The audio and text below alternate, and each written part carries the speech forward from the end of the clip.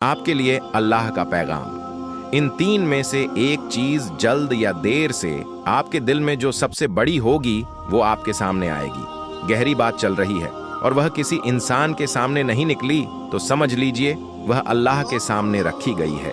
जुबान से कोई शब्द मत बोलिए, कोई नाम जुबान पर मत लाइए, बस दिल में उस बात को महसूस कीजिए। कोशिश कीजिए आपके अंदर से जो कुछ महसूस हो रहा है अब उसे अल्लाह के हवाले कर दीजिए। पहला एहसास, दूसरा एहसास, तीसरा एहसास। जल्दी मत कीजिए। जिस तरह सब जा रहा है वह आपके लिए ही जा रहा है। हम उन्हें नहीं जानते, लेकिन अल्लाह दिलों के हाल से वाकिफ है।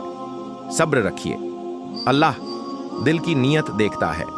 अगर आपके दिल में पहला एहसास सच्चा है तो अल्लाह आपको वह नेमत देना चाहता है। अल्लाह आपको यह पैगाम देना चाहता है। आप उन लोगों में से हैं जो टूट कर भी कमजोर नहीं होते, जिन्होंने कभी किसी को धोखा नहीं दिया।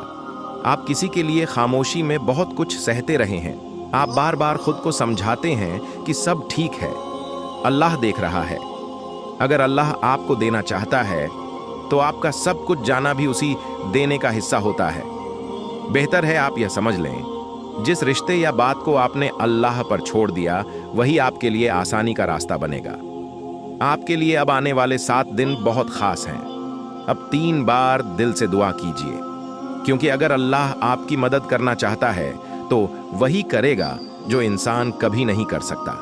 आपको लगेगा कि आप मजबूर हैं, लेकिन अल्लाह आपके दिल में ऐसा यकीन डालेगा कि आप फिर से खड़े हो जाएंगे। अगर अल्लाह आपके दिल में ऐसा यकीन डाल दे तो यह सिर्फ अल्लाह का काम है।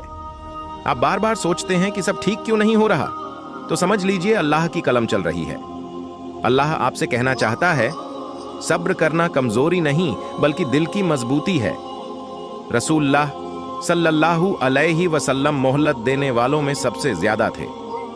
जिस अल्लाह के हुक्म से सारी दुनिया चलती है उसी ने आपकी तकदीर लिखी है। छोटी सी दुआ भी कभी जाया नहीं जाती।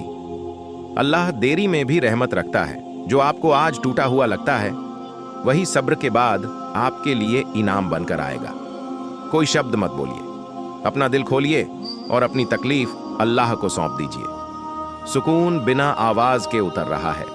अगर इस पैगाम की कोई भी बात आपके दिल से टकराई है तो समझ लीजिए अल्लाह ने आपको याद किया है।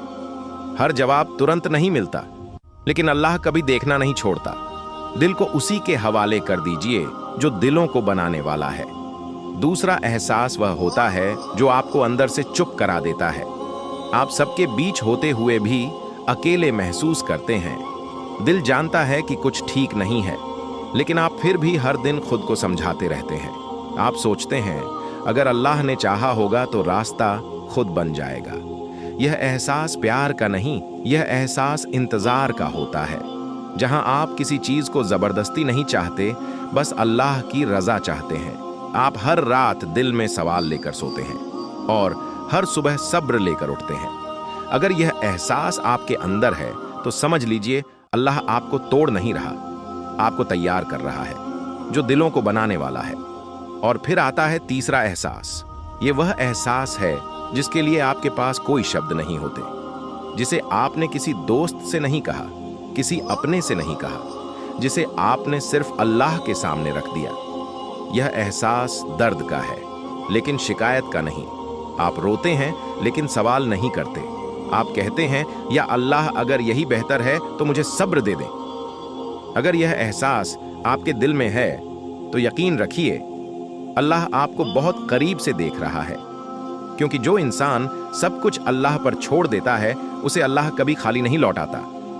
तीसरा एहसास अक्सर वही होता है जहां से अल्लाह की मदद शुरू होती है।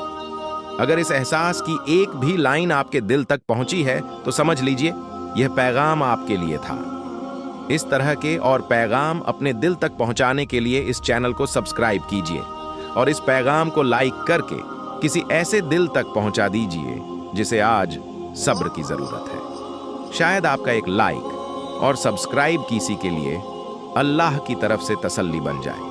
और कमेंट में सुभान अल्लाह जरूर लिखे। खुद हाफिज।